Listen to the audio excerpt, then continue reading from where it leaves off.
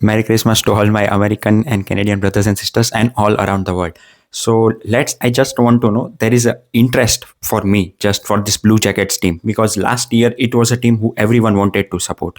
I know reasons were also off the ice because of the death of Goodrow brothers, but still I think that Blue Jackets are a fascinating team. Okay, they were one of the best when it comes to goals for in last season too, and all young players took that step. So let's just get into it. That what has happened and was last year a fluke year, or what are the reasons that this year they have been a downfall.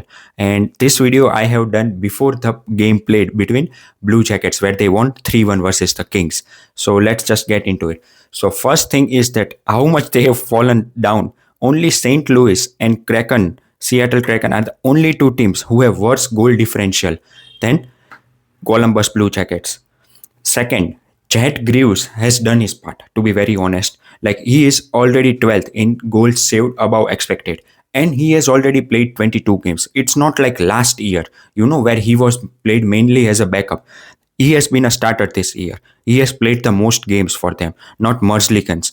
And still, it's not looking good for them. So, these two are the reasons that are positive. To be honest, like Greaves is playing, but still they are not performing. So the third one is that Warrenske is playing. He is having a career year right now. Over point per game, 40 points. But now the negative side is that their best forward in points is still 26 points, and that's a 14-point gap between him and Kirill Marchenko. I know he had 2 points against the Kings, but I am not counting that. I am counting before that game, and that's a 14-point drop off. Like, that's not good. It's good that you have a Norris level type defenseman, number one, but the point difference between him and your best forward is 14 points. Like, damn, like, what do you want me to say? I don't think even Queen used that much of a gap with Vancouver. At least there were forwards in Vancouver that who played between before the trade happened. So that's the third point, that why they are not performing, because everything is going downward for them. Now, other problem is that, as I mentioned, that Greaves had started 22 games, unlike last year. They are still second last in the Eastern Conference right now. Even if I count that game, before the game they played versus Kings, they were the last. But even then, after playing that game, they are still second last in the Eastern Conference. So what's the main reason? It's that the goals have dried up for them. Last year, they had 273 goals for. This year, in this many games, they have the fourth worst in whole Eastern Conference goals for. Last year, it was third best. Only two teams, I think, who had more goals than them. One was Washington Capitals, I think. Other, I don't know. I forgot. I think it would be Tampa Bay Lightning. But these were the only two teams who had scored more goals than them. So at least there was one positive, even if they just missed the mark by not making the playoffs. But everyone had, thought that, okay, they can at least score goals, Once they get Chad Greaves as the starter from next year, everything would be good. But goals have dried up tremendously. It's not like, even if they play the way they are, they would be still 60 to 70 goals less than last year. That's like 15 games, 15 games up and down. They could win 15 games more if they had scored like last year and get the save percentage like they are getting from Chad Greaves as a starter. But that's what it is this time. Then the fifth point is, established stars like Marchenko and Fantilli didn't take the next step. Every time you want your guys from, say, 22, 24 years old to take that next step, but neither of them took. Both are on their way to produce like the last season. Even Marchenko is playing nearly a point per game. Fantilli, once again, will be around 50 to 60 points between. But what you wanted to see from Fantilli was taking that next step, 65, 70 points per season, and wanted to go Marchenko to 100 points per season because he has that talent. We saw it. But once again, they both, who are the established stars on this team, are not performing. Zach Werenski is a superstar, okay? But these two are in that star category for them. And once again, they have not taken that step back. Other than that, Voronko, he is also on the same pace as last year, maybe 3 or 4 points more. So that would be around 50 points. But that's it. It's not like, but I didn't even expect him to blow up, 60, 65 points He signed 2 year worth more contract, and even he had a career year last year. So all these established stars who had a career year last year but are still young and have not even hit their prime, you think they would have taken next step, but that didn't happen.